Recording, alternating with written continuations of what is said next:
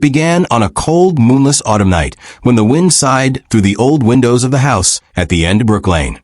Ravens perched in the gnarled branches outside, casting ebony shadows on the cracked white paint of the front door. I arrived just as the clock in the hallway struck midnight, a sound so hollow I could feel it in my bones.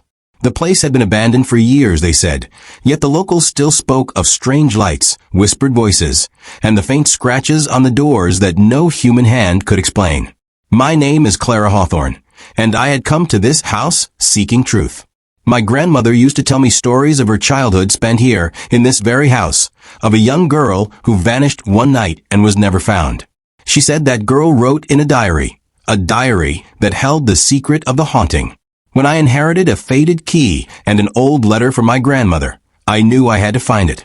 The key fit into the rusted lock of the front door with a click that echoed through the hallway. I entered, my flashlight beam dancing across the walls, revealing peeling wallpaper, framed portraits missing faces, and a staircase that groaned beneath my weight. The air smelled of damp wood and decay. I called out hello, but only the breeze answered. On the dusty mantelpiece, I found a small wooden box. Inside lay a leather-bound diary, its cover worn and cracked. The girl's name, Eliza Thornton, was engraved faintly on it. I opened it. The first page read, October 12th. I've heard footsteps outside my window again. Father says it's nothing, but I see the lady in white standing beneath the old elm. She watches. My heart pounded. The handwriting was delicate, almost trembling. I realized then that I wasn't here for simple ghost stories. I was here for one girl's truth. Over the next hours, I traced Eliza's entries. October 13th. The lady in white reached out. October 15th. Eliza woke in the night, wet with sweat, convinced someone tried to open her door. October 18th. The scratching on the walls became louder, as though something prisoner in the wood pressed to get out.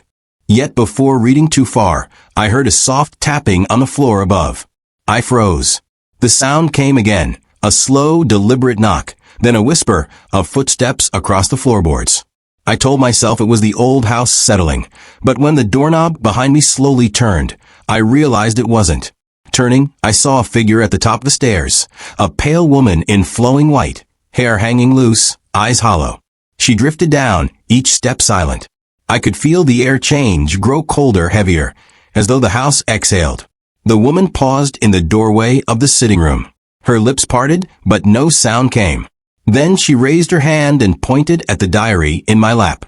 I obeyed, opening to the next entry, October 20th. The lady touches my window, her fingertips cold. I feel her sorrow. She wants something. I asked the apparition softly, "What do you want?" The woman didn't move, but the diary page fluttered as though caught by unseen breath. I realized she wanted me to read, to finish what she started. Eliza's words grew desperate. October 22nd. Father hides the truth behind locked doors. Mother weeps in her room. The lady in white shows me a door behind the bookcase. She says the secret lies beyond. I located the bookcase in the sitting room. When I pressed a hidden latch at the side, it swung open to reveal a narrow corridor. My flashlight barely cut through the darkness. I followed it until I reached a heavy oak door stamped with rusted iron. The door creaked as I opened it, revealing a small chamber lined with shelves. Each shelf held a jar containing something unsettling: locks of hair, dried rose petals, bits of fabric, and a small tin box marked "Find Me." Inside the tin box, I found a locket and a folded piece of paper. Unfolding the paper, I discovered a letter written by Eliza's mother. "My darling Eliza, forgive us. We had no choice. The promise made before your birth binds us still. The lady in white is not simply a ghost. She is our bond, our price. She comes for what is owed." I looked up. The woman in white stood beside me now, closer than before. Her face was sorrowful. Ancient grief settled in her features. I asked again, "What is owed?" She pointed downward at the jars, then at the letter, then at the diary. She wanted everything revealed. I swallowed hard and closed the tin box. The next diary page I read, October 25th. I tried to run, but the corridors shifted. Father locked the chamber. I heard Mother crying behind the door. The lady came for me. In the night, I saw her in the corner of my room, tears streaming, and she offered a hand. I could not take it. My own pulse raced as I turned to the living room. The fireplace suddenly illuminated, embers glowing though no fire burned, and the shadows around it stretched. I stepped back as footsteps echoed behind me. I spun and found myself in the corridor again, but not the one I came through. The walls looked wrong, the ceiling lower. I followed the sound of weeping and arrived at a door I hadn't seen before. Pushing it open, I entered a bedroom. Eliza's room, I realized. The wallpaper was torn, the bed collapsed, and across from it stood a full-length mirror. In the reflection, I saw the lady in white approaching from behind me. I jolted sideways, and the figure vanished. On the bed lay the diary's last entry, October 30th. Tonight I will remember all. The bond holds. The lady will claim what is hers. I cannot fight it.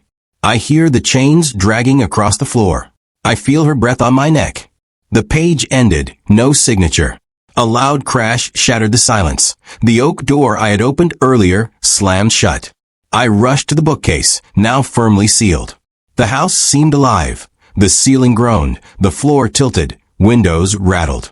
I ran down the staircase, hearing laughter behind me, soft at first, then harsh. I burst into the hallway, and the front door slammed open, wind howling. I bolted outside, breath pluming in the cold air. For a moment, I thought I'd escaped. I reached the street, but the house behind me stood lit, in stark contrast with the dark night. In a window on the second floor, I saw the lady in white, looking out. She raised her hand, and the locket in my possession glowed. I opened it and found a tiny photograph. Eliza, smiling brightly, with the lady standing behind her, protective. That's when it clicked. The ghost was the girl's protector, not her tormentor. I realized the real secret. Eliza's parents had made a deal with a restless spirit centuries ago, a guardian in white tasked to watch over the child. But in return, Eliza would eventually surrender her life to that spirit. When the parents locked the chamber and hid the truth, they prevented the bond from being fulfilled. The ghost's sorrow was born of the betrayal of that promise. Determined, I returned the locket to the ghost, returning to the doorstep of the house another midnight. I placed the locket on the windowsill, where she could reach it. The house fell silent. I knocked gently. The front door opened by itself. I stepped in. The lady in white awaited at the foot of the stairs. This time, I did not fear her. I said quietly, I understand. She nodded, reached out, and closed her hand around the locket. A soft glow lit the hallway. Then she faded, dissolving like mist into the old wood. The house exhaled. The wind outside ceased. The ravens' cries were gone. I left Brook Lane's house behind that morning, the diary in hand. The jars in the hidden chamber emptied. The ghost no longer haunted the corridors. The town spoke of the house as quiet now, peaceful. The diary and the locket I keep in a glass case, reminders of the night I met sorrow and made a promise right. Sometimes I hear a soft whisper in my dreams, thank you, and the hint of a rustling silk dress. I know she is free.